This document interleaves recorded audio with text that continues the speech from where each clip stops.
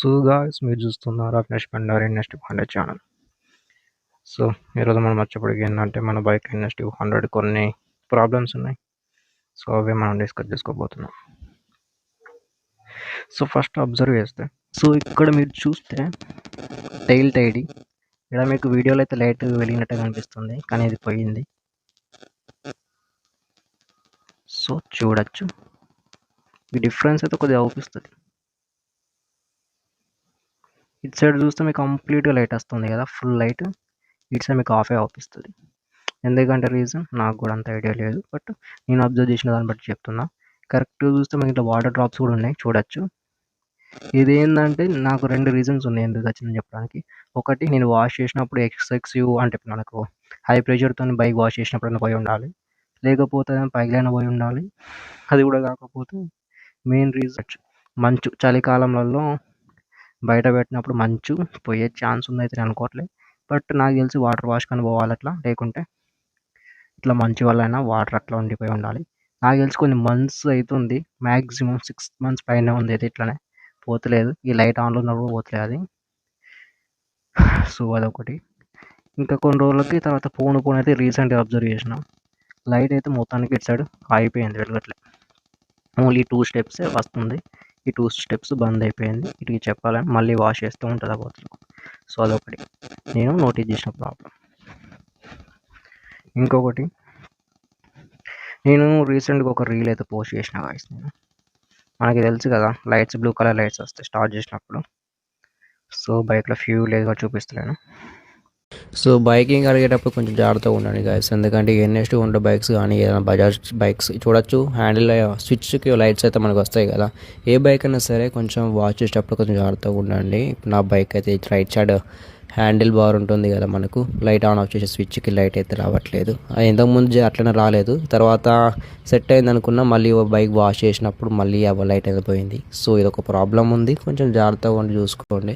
ఇది మళ్ళీ మనం మారవాలంటే 800 రూపీస్ అయితే అవుతుంది. మ్యాక్సిమం అయితే లైట్స్ అయితే మనకు గ్లో అవుతాయి. ఇవి మూడు తప్పితే ఇవి కానీ ఇక్కడ ఉన్నది kill switch, light on off, ఈ షెల్ఫ్ స్టార్ట్ లైట్ వెలుగుతాయి, బ్లూ కలర్ లైట్స్ అన్నీ ఓకే, కానీ ఇది ఒక్కటి రావట్లేదు. సో అదొక ఇష్యూ అయితే ఫేస్ చేస్తున్నా. ఇది కూడా వాటర్ వాష్ వల్ల పోయి ఉంటుంది. షోరూంలో అయితే మ్యాక్సిమం అదే చెప్తున్నారు, మార్చుకుంటే మాత్రం 800 రూపీస్. అవసరం లేదు, ఒక్కటే పోయింది కదా, సో మిగిలిన లైట్స్ బాగానే వస్తున్నాయి కదా, ఉంచుకోండి. అట్లా ఉంచిన కొన్ని రోజులు వచ్చింది, మళ్ళీ వాటర్ వాష్ చేసినాక మళ్ళీ పోయింది. సో హై ప్రెషర్ వాషింగ్ చేసేటప్పుడు స్విచ్ల కాడ జాగ్రత్తగా ఉండాలి మనం, అదొక ఇష్యూ.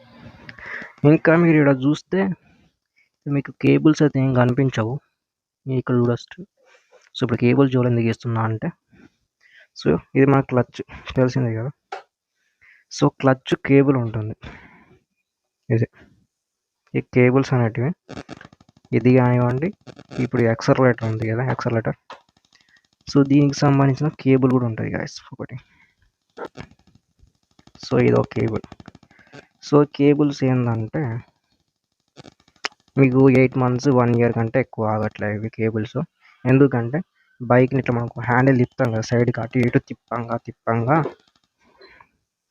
అవి ఏంటంటే కేబుల్స్ బెండ్ అవుతున్నాయి. ఈ కేబుల్స్ అనేటివి మొత్తం కూడా ఈ రైట్ సైడ్ మనకు ఉంటాయి, చూడొచ్చు. బ్రేక్ సంబంధించినవి కానివ్వండి, ఇవి యాక్సిలరేటర్ కేబుల్స్ అవి మనకి ఇటు సైడ్ అయితే ఇచ్చాడు మనకి. సో ఇక్కడ చూడొచ్చు ఇటు సైడ్ కేబుల్స్ ఉంటాయి. సో హ్యాండిల్ తిరగడం ఏంటంటే ఇవన్నీ ఇట్లా బెండ్ ట్విస్ట్ అయిపోతున్నాయి అన్నమాట. ఇవి ఇట్లా ఒత్తుక్కపోయినట్టు కట్ అయిపోతున్నాయి. దీనివల్ల మీరు నోటీస్ చేసేది ఏంటంటే ఈ సిమ్టమ్ మీ బైక్లో ఉందంటే ఖచ్చితంగా కేబుల్స్ మార్పియాలి. ఫస్ట్ వచ్చేప్పటికి ఏంటంటే క్లచ్ మీరు హోల్డ్ చేసినా కూడా బైక్ అనేది ఆటోమేటిక్గా ముంగడికి క్లచ్ వదిలేసినట్టు మూవ్ అవుతుంది, కేబుల్ కట్ అయితే. లేకుంటే చిన్నగా బెండ్ అయినా ప్రాబ్లం ఉన్నా మూవ్ అవుతుంది, అప్పుడు మార్చుకోవాలి, లేకుంటే ప్రాబ్లం పడతారు తర్వాత. నెక్స్ట్, ఈ బైక్ కనుక ఆటోమేటిక్గా ఇటు సైడ్ హ్యాండిల్ ఇప్పుడు రేజ్ అవుతుందంటే కేబుల్ పోయి ఉంటుంది, లేకుంటే మీరు అడ్జస్ట్మెంట్ అని చెప్పించుకోవాలి. సో అదొకటి. సో చాలా డేంజర్ అవి మెయిన్ కేబుల్స్. అప్పుడప్పుడు మీరు అప్డేట్గా చెక్ చేయండి మీ బైక్ ఎట్లా ఉందనేది.